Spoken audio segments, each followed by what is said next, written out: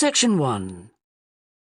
You will hear a conversation between the director of a childcare centre and a parent enrolling her child in the centre. First, you have some time to look at questions 1 to 6.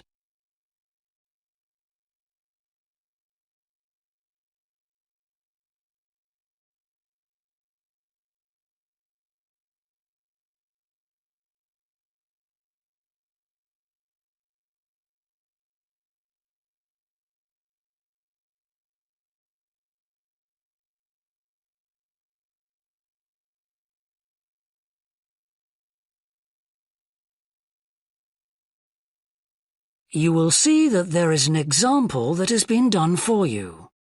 On this occasion only, the conversation relating to this will be played first. Good morning. Welcome to the Early Learning Childcare Centre. How may I help you? Hi, I spoke to you last week about enrolling my daughter for next year. Oh, yes. I'll just get some details from you. So, you're her mother? That's right. And can I have your name? It's Carol Smith. The parent's name is Carol Smith, so Smith has been written in the space. Now we shall begin. You should answer the questions as you listen, because you will not hear the recording a second time. Listen carefully and answer questions 1 to 6. Good morning. Welcome to the Early Learning Childcare Centre. How may I help you? Hi, I spoke to you last week about enrolling my daughter for next year. Oh, yes. I'll just get some details from you. So, you're her mother? That's right. And can I have your name? It's Carol Smith.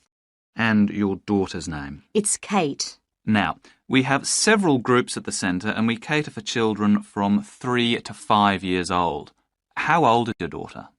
She's 3 now, but she turns 4 next month. I'll put 4 down because that's how old she'll be when she starts. Fine. She's so excited about her birthday and coming to the centre. Oh, that's good to hear. And what's your address? It's 46 Wombat Road. That's WOMBAT. Woodside 4032. And what's the phone number? Oh, it's 3345 9865. So, have you decided on the days you would like to bring your daughter here? I'd prefer Monday and Wednesday if possible. I'll check. Monday's fine, but I think the centre is already full for Wednesday. Yes. Sorry, it seems to be a very popular day. We can offer you a Thursday or a Friday as well. Oh dear. I suppose Thursday would be all right because she has swimming on Friday. OK, got that. Because a lot of parents work, we do offer flexible start and finish times. We're open from 7:30 in the morning until 6 o'clock at night. What time would you like your daughter to start?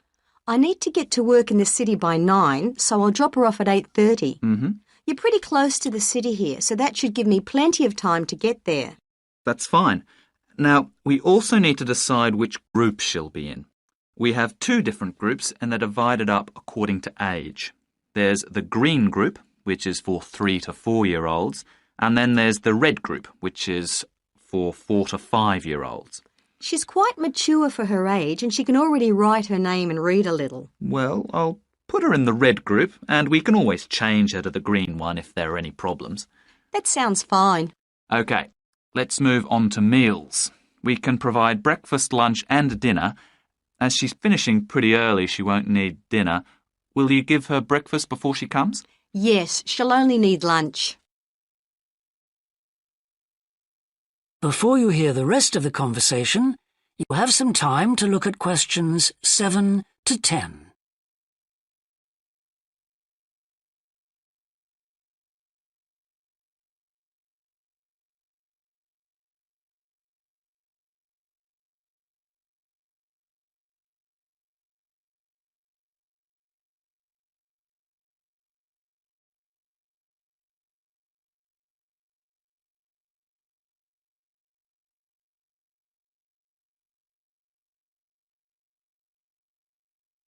Now listen and answer questions 7 to 10. Now, does she have any medical conditions we need to know about? Does she have asthma or any hearing problems, for example? No, but she does need to wear glasses. Oh, I'll make a note of that. Yeah, she's pretty good about wearing them. She can't see much without them. Right. OK. Now, I also need emergency contact details. So what sort of information do you need? Just the name and number of a friend or family member we can contact in case we can't get hold of you at any time. OK. That'd better be my sister, Jenny Ball. That's B-A-L-L. Her phone number is 33467523. Great. So she is the child's aunt? Yes, that's right. I'll make a note of that as well. Now, is there anything you'd like to ask? What about payment? How much are the fees each term? Well, for 2 days and the hours you've chosen, that will be $450 altogether. OK, and do I have to pay that now? No, we send out invoices once the children start at the centre. You can choose to pay at the end of each term, or we do offer a slightly discounted rate if you pay every month. Oh, I'll do that then. I find it easier to budget that way, and I'm not used to the term dates just yet. Good. It makes it a lot simpler for us as well. Well, that's everything. Would you like me to show you around the centre? We can go.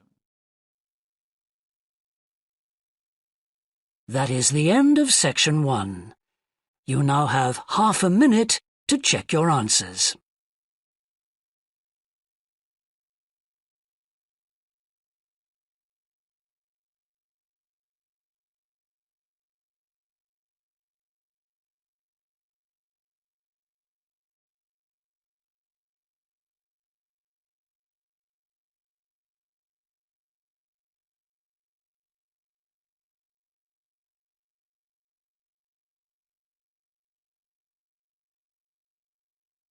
Now turn to section 2.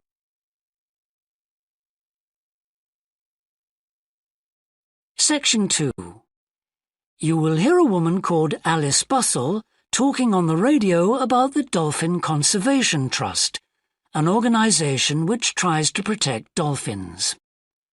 First, you have some time to look at questions 11 to 15.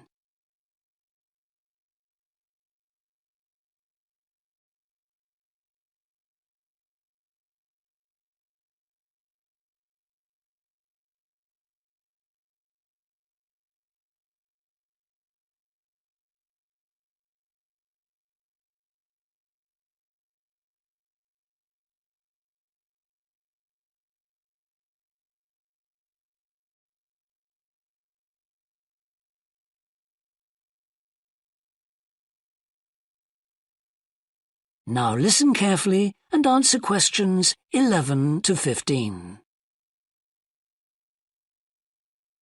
Today we're pleased to have on the show Alice Bustle from the Dolphin Conservation Trust.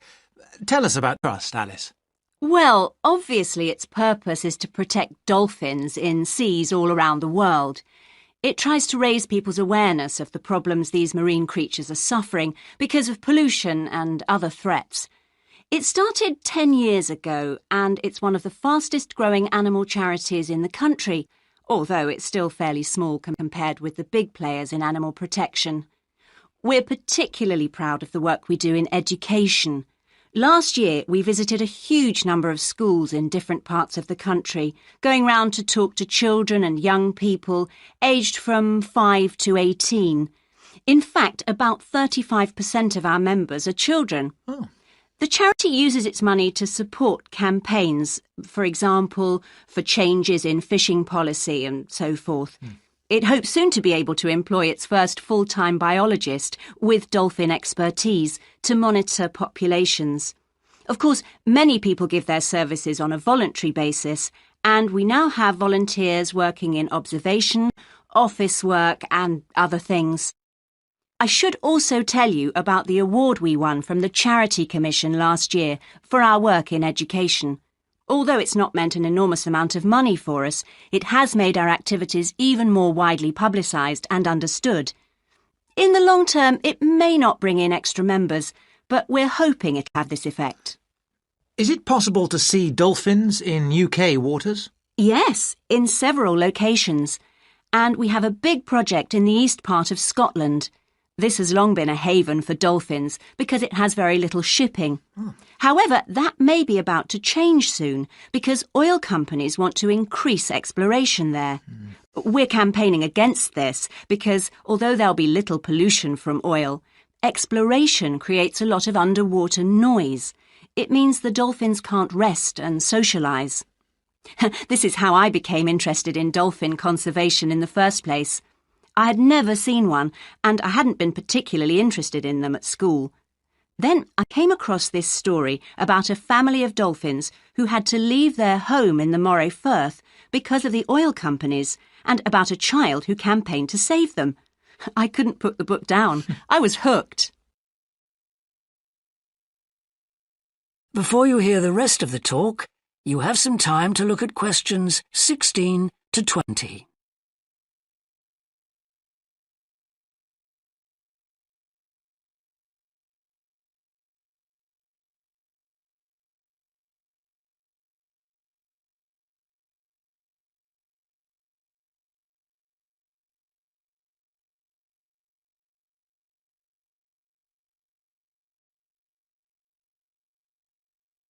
Now listen and answer questions 16 to 20. I'm sure our listeners will want to find out what they can do to help. You mentioned the Adopt a Dolphin scheme. Can you tell us about that? Of course. People can choose one of our dolphins to sponsor. They receive a picture of it and news updates. I'd like to tell you about 4 which are currently being adopted by our members: Moondancer, Echo, Kiwi and Samson. Unfortunately, Echo is being rather elusive this year and hasn't yet been sighted by our observers, but we remain optimistic that he'll be out there soon. All the others have been out in force.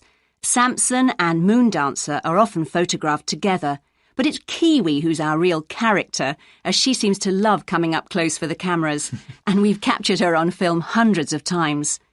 They all have their own personalities.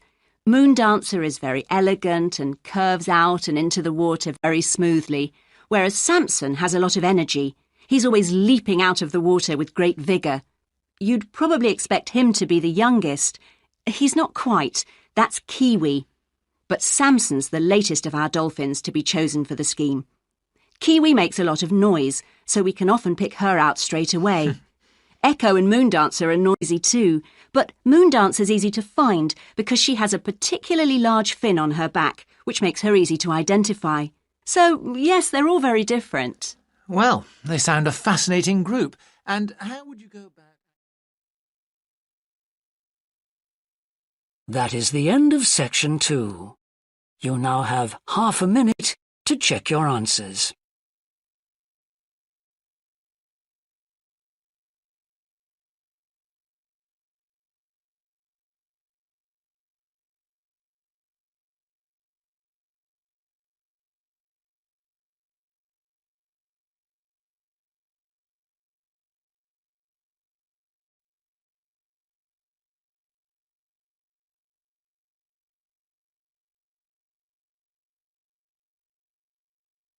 Now turn to section 3.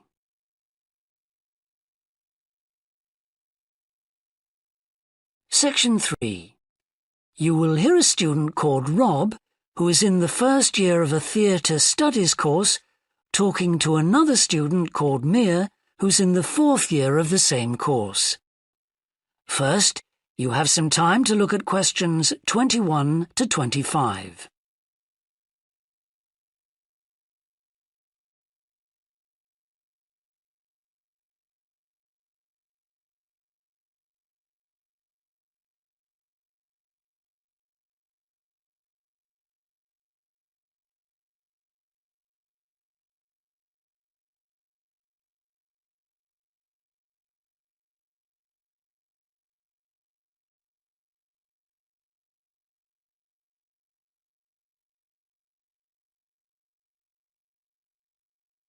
Now listen carefully and answer questions 21 to 25.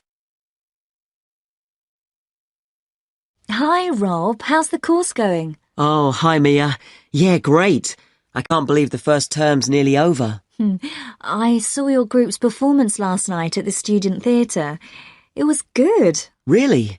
Yeah, but now we have to write a report on the whole thing, an in-depth analysis. I don't know where to start. Like, I have to write about the role I played, the doctor, how I developed the character. Well, what was your starting point? My grandfather was a doctor before he retired, and I just based it on him. Okay, but how? Did you talk to him about it? He must have all sorts of stories, but he never says much about his work, even now. He has a sort of authority, though. So, how did you manage to capture that? I'd visualise what he must have been like in the past when he was sitting in his consulting room listening to his patients. Okay, so that's what you explain in your report. Right. Then there's the issue of atmosphere. So in the first scene we needed to know how boring life was in the doctor's village in the 1950s. So when the curtain went up on the first scene in the waiting room, there was that long silence before anyone spoke. And then people kept saying the same thing over and over, like, cold, isn't it? Yes, and everyone wore grey and brown and just sat in a row. Yes, all those details of the production. And I have to analyse how I functioned in the group, what I found out about myself. I know I was so frustrated at times when we couldn't agree. Yes. So did one person emerge as the leader? Sophia did. That was okay. She helped us work out exactly what to do for the production, and that made me feel better, I suppose. When you understood what needed doing? Yes. And Sophia did some research too. That was useful in developing our approach. Like what? Well, she found these articles from the 1950s about how relationships between children and their parents, or between the public and people like bank managers or the police, were shifting. Interesting. And did you have any practical problems to overcome? Well, in the final rehearsal, everything was going fine until the last scene. That's where the doctor's first patient appears on stage on his own. The one in the wheelchair? Yes, and he had this really long speech with the stage all dark except for one spotlight.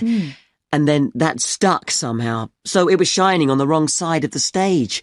Anyway, we got that fixed, thank goodness. Yes, it was fine on the night.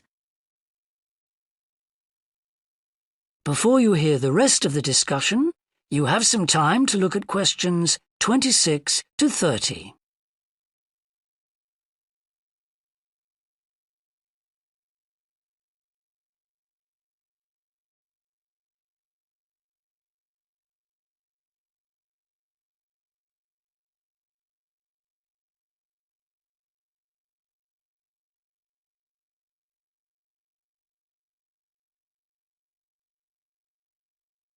Now listen and answer questions 26 to 30. But while you're here, Mia, I wanted to ask you about the year abroad option. Would you recommend doing that? Yes, definitely. It's a fantastic chance to study in another country for a year. I think I'd like to do it, but it looks very competitive. There's only a limited number of places. Yes. So, next year, when you're in the second year of the course, you need to work really hard in all your theatre studies modules. Only students with good marks get places. You have to prove that you know your subject really well. Right. So, how did you choose where to go? Well, I decided I wanted a programme that would fit in with what I wanted to do after I graduate. So I looked for a university with emphasis on acting rather than directing, for example. It depends on you. Then about 6 months before you go, you have to email the scheme coordinator with your top 3 choices. I had a friend who missed the deadline and didn't get her first choice, so you do need to get a move on at that stage. You'll find that certain places are very popular with everyone. And don't you have to write a personal statement at that stage? Yes. Right. I'll get some of the final year students to give me some tips. Maybe see if I can read what they wrote. I think that's a very good idea. I don't mind showing you what I did. And while you're abroad, don't make the mistake I made. I got so involved I forgot all about making arrangements for when I came back here for the final year. Make sure you stay in touch so they know your choices for the optional modules. You don't want to miss out doing your preferred specialisms. Right. That is the end of section 3. You now have half a minute to check your answers.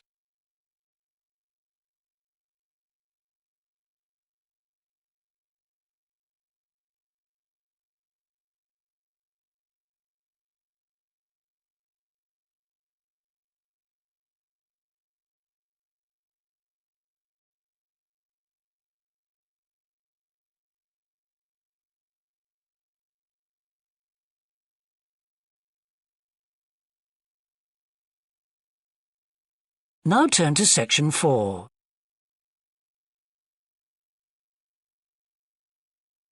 Section 4. You will hear part of a lecture about leadership introducing a theory called self-regulatory focus theory. First, you have some time to look at questions 31 to 40.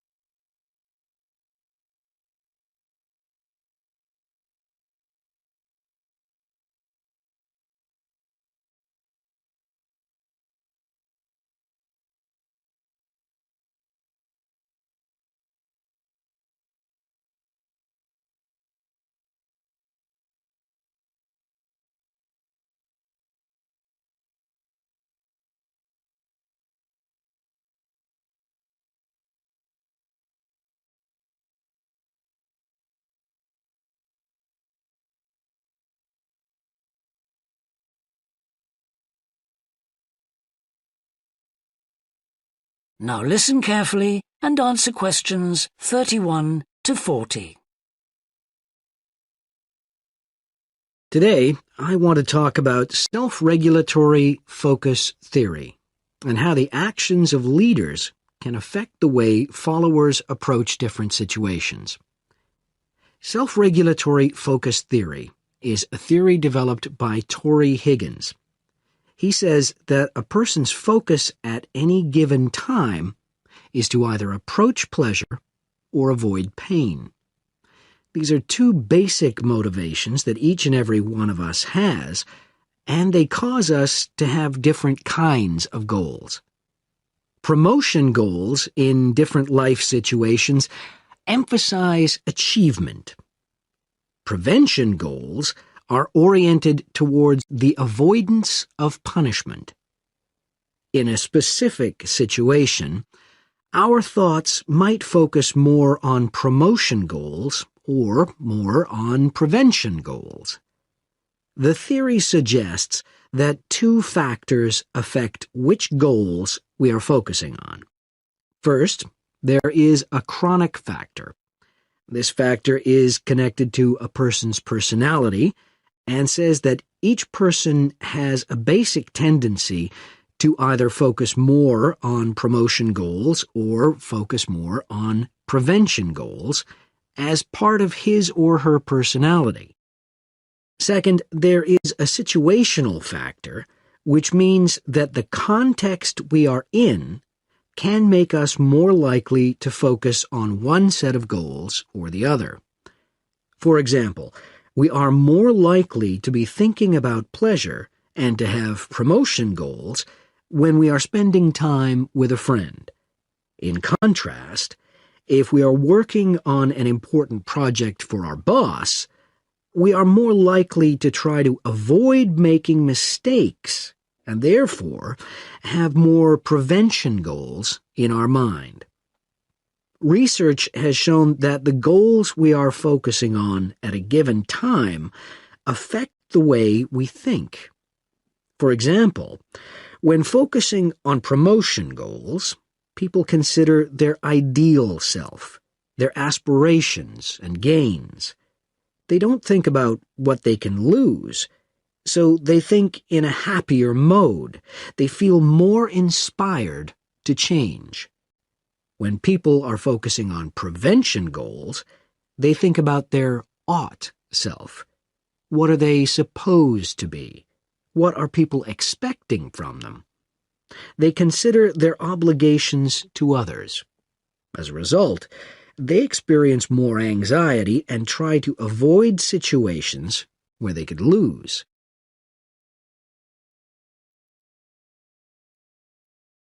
Now that I have talked about the two focuses and how they affect people, I want to look at the idea that the way leaders behave, or their style of leading, can affect the focus that followers adopt in a specific situation.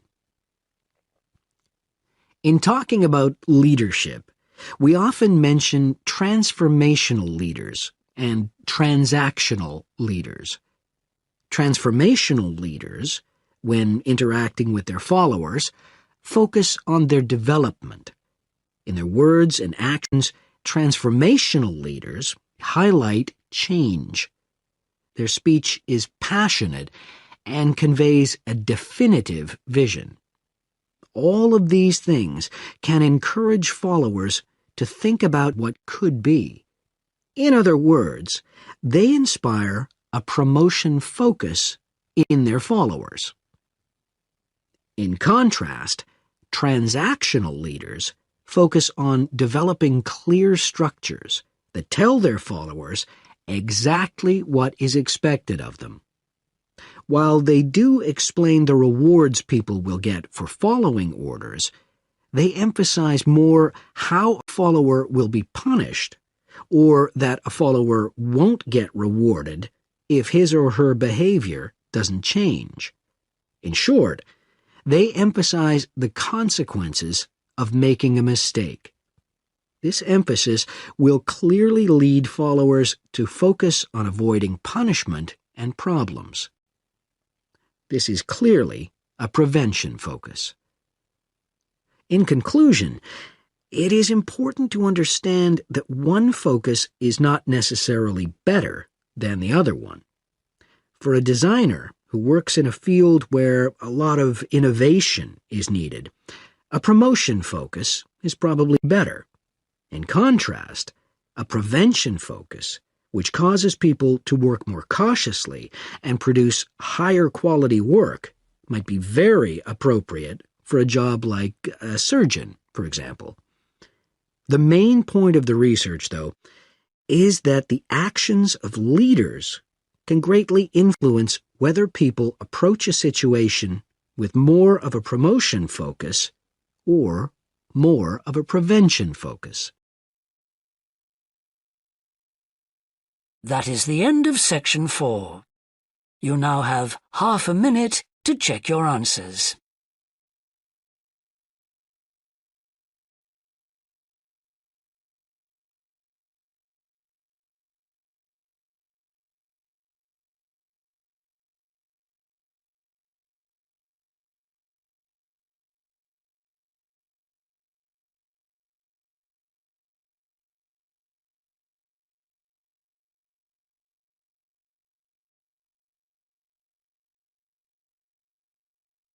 That is the end of the listening test.